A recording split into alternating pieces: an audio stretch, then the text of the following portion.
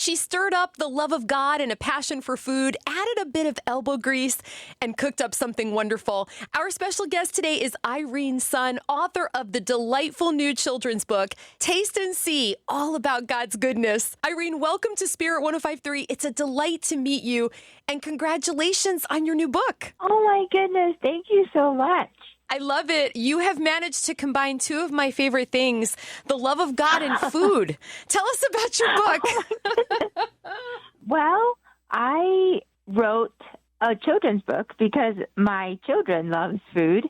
I have 4 boys, and one of them, when he was a year and a half, 2 years old, he was sitting on his high chair one day, and I was feeding him, but then he ran out of food on his high chair. So he started singing the hymn, Guide Me, O Thou Great Jehovah. And at the time, I didn't even know that he could speak. But then he was singing the chorus to the song, which was, bread of heaven, feed me till I want no more, feed me till I want no more. And with his little fat feet kicking around. And I was just like, wow, this boy really, really loves food. So as he was growing older, I thought, it would be really fun to write a book for him about the food in the Bible. So that's how the idea started. Oh, that is adorable. I see those little feet kicking. I remember when my kids were that little. So I want to ask you, Irene, I love this. You've got a really unique recipe in your book. Would you share that with us? Yes, that's right. So there's a recipe for manna cookies that you can make with your children. I guess we can't get a hold of manna. You can't buy manna at Costco. So one of the things that I do is I wanted to show the children that the Bible described manna as seeds. And so I use sesame seeds in the book because sesame seeds is white and manna is white and it's small. So it resembles what manna might have looked like. But the good thing is that it doesn't turn into maggots the next day. If you have a few left over. That's right. Oh, Irene, you are an absolute delight. And I'm such a fan of your work because your children's book is like soaking up some rays in the kiddie pool. It's refreshing, but you've also provided a resource at the end for parents if they want to go into the deep end of the pool, which I really like. I wanted to introduce this idea of biblical theology to parents who want to learn more, which is that we are tracing the one theme from Genesis to Revelation. And in this case, I wanted to trace the theme of food, which is the first gift that we have in Genesis for Adam and Eve, all the way to the book of Revelation, where we look forward to the marriage supper of the Lamb. And if we think about it, even our first temptation was about food. And so food is really, really a permeating theme throughout Scripture. That's so interesting. I'm not sure I ever considered that before.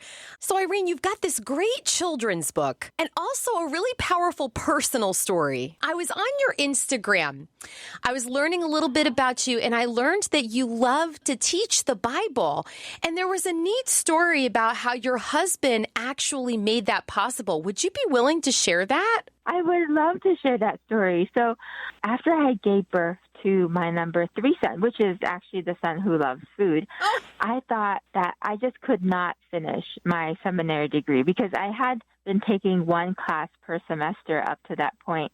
And I just thought with 3 kids, I just could not finish. And so I thought that this was my way of kind of putting it on the altar. So I put my degree on the altar. And I told the Lord, I am willing to sacrifice my theological education for motherhood because I think motherhood is way more important to me. And my husband agreed, so I withdrew from my program.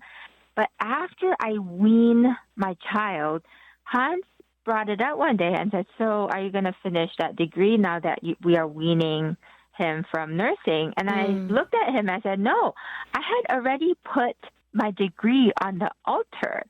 And what Hans said to me was, you're not studying for yourself. You are studying for me, for the children, and for the women who you will be teaching.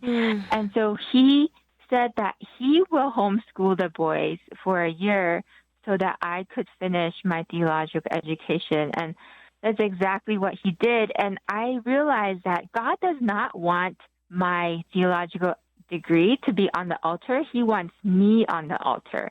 because we are called to be living sacrifices for the Lord. And that year was definitely, I was on the altar, the flame was hot. But look at you now. You're a mom. You're fulfilling your dreams that God gave you. It's so beautiful. Oh, thank you, Erica. His dream is so much better than mine. Like, my dream was way too small. It was really, really way too small. The Lord's plans and purposes are so much bigger for us. Oh, Irene Sun, children's book author, mom, Bible teacher. She's amazing. Thank you for being with us on Spirit 105.3. Wow, Erica, thank you.